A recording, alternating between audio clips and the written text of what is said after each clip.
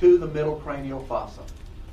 In the middle cranial fossa, the nerves that are coming from the right part, some of the nerves that are coming from the right eye and some are coming from the left eye, they cross. And then what extends from this area, in this area called the optic chiasm, this crossing, there are optic tracts that go back to the brain.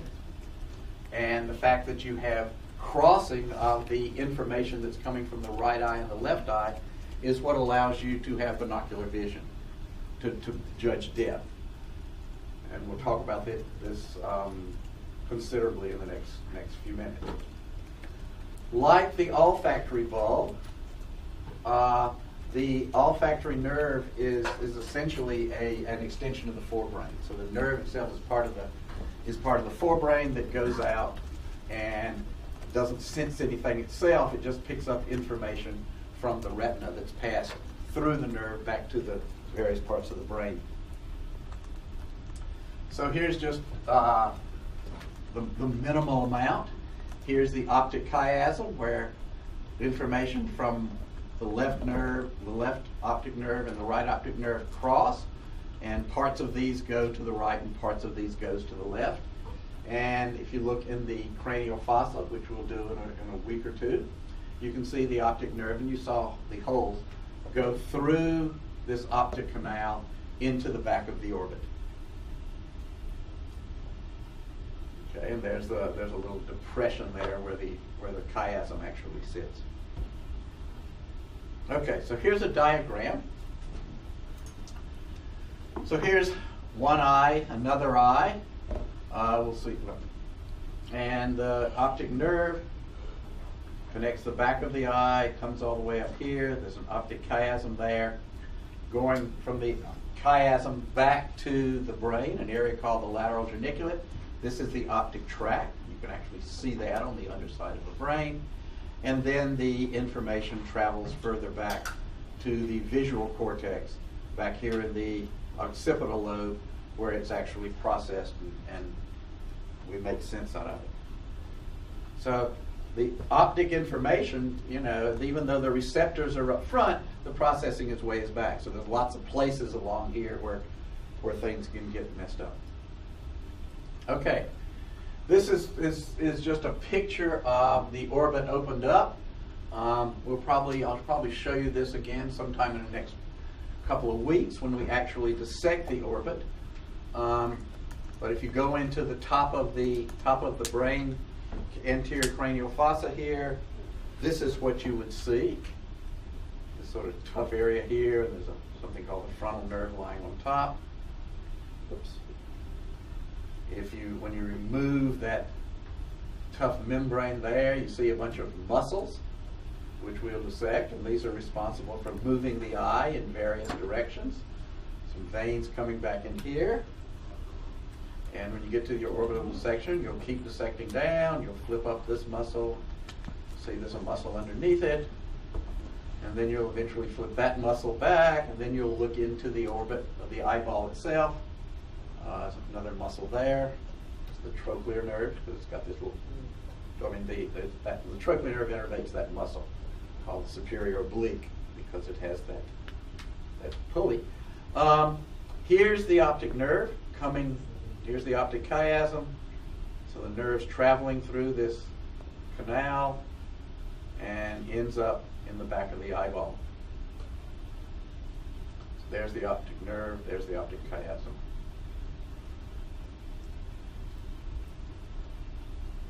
Okay, so let's look at the orbit itself, the eyeball itself, and sort of talk a little bit about how this thing works.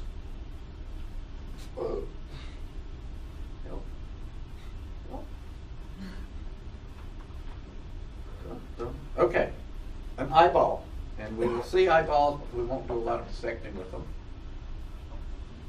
Eventually I'll get there, and this thing will slow down. Okay, a blow-up of a right eyeball.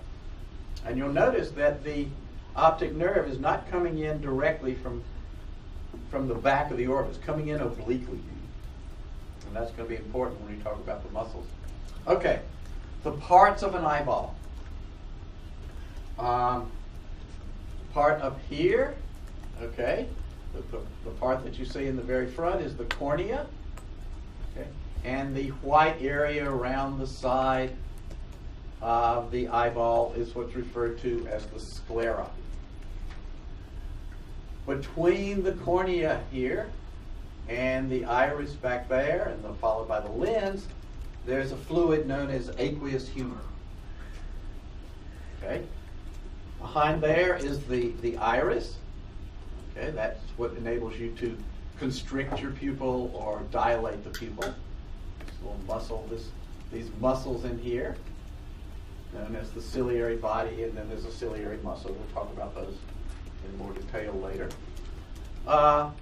Behind the opening, so the light comes in through the cornea, through the pupil, into the lens, which can change shape, and the light passes through the lens to the retina, which is lying here on the back of the eyeball. This space behind the lens is filled with a fluid called the vitreous body. Okay. And then this layer that's shown here is the retina. Okay. So right there. Behind it is another layer known as the choroid. And then obviously back here, as I said, we've got the sclera extending all the way around. Back here, where the optic nerve comes into the back of the eyeball, is an area known as the optic disc. And you can see that blood vessels that travel in here will come in through that optic disc and spread out. You can see them going in lots of different directions. There is an area where there is an incredible density of receptors back here, just to the side of the optic disc, known as the fovea centralis. So that the density of receptors along here is good. Obviously you can see a lot, but when you focus light on that area, you get much greater density, and that's how you read fine print. You look at lots and lots of much more detail, because oh, there it is. Ta-da! I was waiting for that. That's where the light goes when you really want to see what's going on. Okay, so as I said, here's the optic disc. So you can see the blood vessels coming in from through where the optic nerve is, and extending out to supply this area. And then lateral to that is this area of very dense receptors.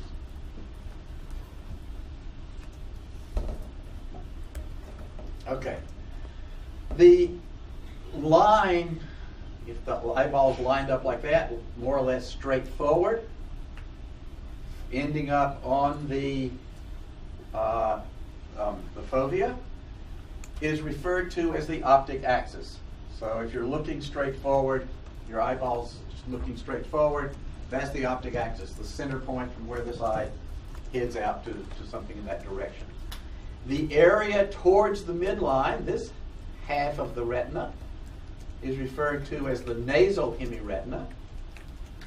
And the area on the outside is referred to as the temporal hemiretina. There's your temporal bones out here. Okay? And as you'll see, obviously light coming into the eyeball from the outside is going to end up on the nasal hemiretina. Light coming from the left side or anything on this side of the optic axis is going to end up over here. And we're going to spend a bit of time showing that. Okay, so here's the optic axis, the temporal hemiretina, the nasal hemiretina. The right eye. Okay, so stuff from the midline, here's your nose right here. Everything on the right eyeball, everything on the left side. It's going to end up on this hemiretina. Everything on the right side is going to end up on this hemiretina, and then this gets really fancy.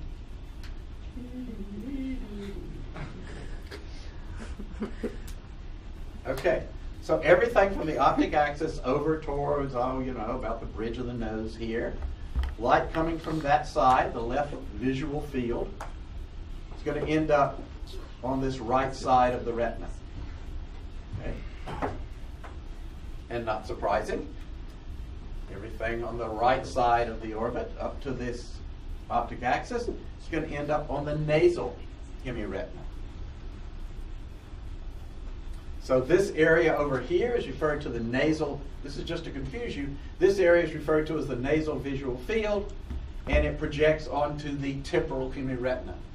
Likewise, the temporal visual field, the area on the right, is going to end up on the nasal hemiretina. Yes? If you look to the left or the right without moving your head, is your optic axis changing? Sure. If you move your eyeball, the optic axis is going to slide around there, because your eyeball can move, obviously. But obviously this temporal retina, this part of the retina is going to still get the stuff that's closer to the more on the left side. Okay. But obviously you can move from side to side, and you can extend this, this visual field. If you're looking straight forward, that's about all you get in peripheral vision. But obviously you can move your eyes a little bit to see that. And when we get to the orbit, you'll see there's all sorts of muscles in there that can move your eyes in various ways, so that you're not stuck with your eye looking just in front of you. Okay. Just what I was just saying, this visual field projects to these receptors, this visual field projects to these receptors. Okay, so here we are again. We've got these different fields, the right optic axis and the left optic axis. So the right nasal hemiretina has a right temporal field, visual field out there. That's what you can see from the nasal part of your retina, your right eye. That's what you see from the temporal hemiretina.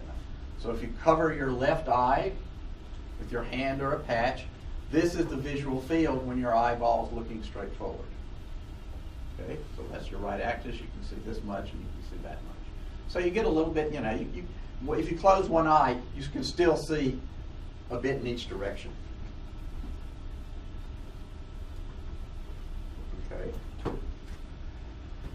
The left eyeball, the temporal hemiretina, is basically shows the mirror image of this. It shows roughly the midline and all the way out to the right side. Obviously not as far as the right eye can see on the right, but there's a goodly part that these two, this temporal hemiretina and this nasal hemiretina, have an area where they overlap. And the nasal hemiretina of the left eye obviously enables you to see more stuff on the left side. Okay. Then we've got this optic chiasm. Just to make life more interesting,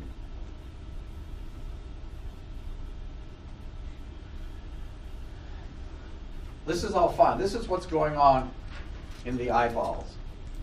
But it turns out when the information from these different hemiretinas come back to the chiasm, they divvy up. So what you're seeing, the temporal hemiretina on the right eye, that information comes down along the right optic nerve to the right optic tract and goes back on the right side of the brain. Okay.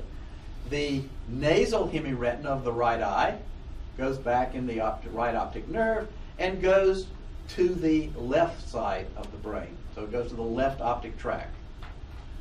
The converse that happens over here in the left side, the nasal hemiretina, part that's looking to the left, goes back and ends up in the right optic tract. And likewise, the temporal hemiretina, information from the temporal hemiretina comes back the tract and ends up going down the left optic tract. So what basically happens is things that are on the left side of your field of vision are ending up back here in the right side of your brain. and things that are in the right part of your visual field are ending up in the left optic tract and are going to the left side of your brain. So your brain's basically looking at the opposite side of the visual fields. I actually don't think there was that. Okay, however, the fact that each of these hemiretinas, covers an area sort of near the middle as well as the extreme, there's an area in the middle which is binocular. So that's how you have depth perception. Because the area that you can see with part of your right eye and part of your left eye, and then when you get back to the brain, part will be on one side of the brain and part will be on the other side of the brain. This is the binocular zone. You have two shots at it, and the fact that you can look at the extent to which things are overlapping in your visual fields, and you can, with a little practice, you can determine how far away they are, and that's what's called binocular vision. Okay, so what happens if you have damage to the left optic nerve? So what's coming back? This part is coming back in here. You lose that. So you lose this green stuff here, and this blue stuff coming back, you lose that. So that's what you lose. You lose this part. You lose all this stuff out here because you've lost the nasal hemiretina here. And you've also lost part of the stuff that's coming from this temporal hemiretina. So everything coming from the right eyeball, that's what you see. You don't see as much over here on the left once you lose this nasal field. Okay, so that's how your visual field changes if you lose the left optic nerve. Okay, you won't be able to see very far on the left, and there will be no overlap, so you won't have binocular vision. You won't have as much depth perception. Okay, so let's put everything back together. If you lose the left optic tract, so what are you losing there? The left optic tract, you're losing this nasal part of here, and then you're losing, you